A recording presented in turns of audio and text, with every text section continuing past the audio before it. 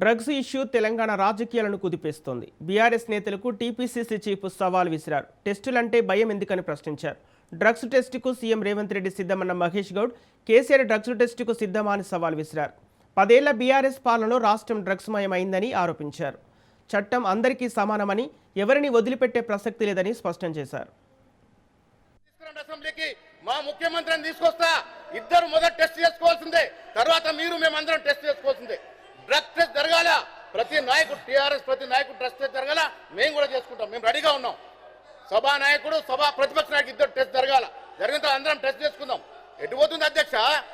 రాష్ట్రంలో పసిపిల్లలు పసి కూనలు ఇబ్బంది పడే పరిస్థితి వచ్చింది. కారణం మీరు కాదా? ఎవరు కారణం దీనికి?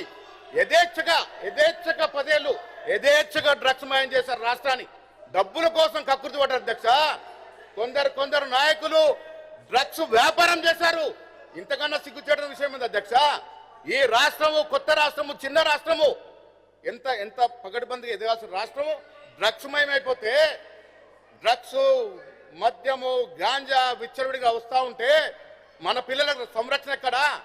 ఏం మనం ఉదాహరణ ఏం మెసేజ్ ఇస్తా ఉన్నాం ప్రజలకి? అందుకే అధ్యక్ష, మీ ద్వారా నేను ప్రతిపక్ష నాయకులకు విజ్ఞప్తి చేస్తా ఉన్నాను. ఒక మంచి మెసేజ్ ఇవ్వాల్సిన అవసరం ఉంది అధ్యక్ష. నేను ఇచ్చిన ఛాలెంజ్ వాళ్ళ నాయకుడు ఒప్పుకున్నాడు అధ్యక్ష. ఎస్, డెఫినెట్గా పోవాలా. ఈ అసెంబ్లీ నడుపుతున్నట్టు సభ. బులెటిన్లో షార్ట్ బ్రేక్ తీసుకుందాం.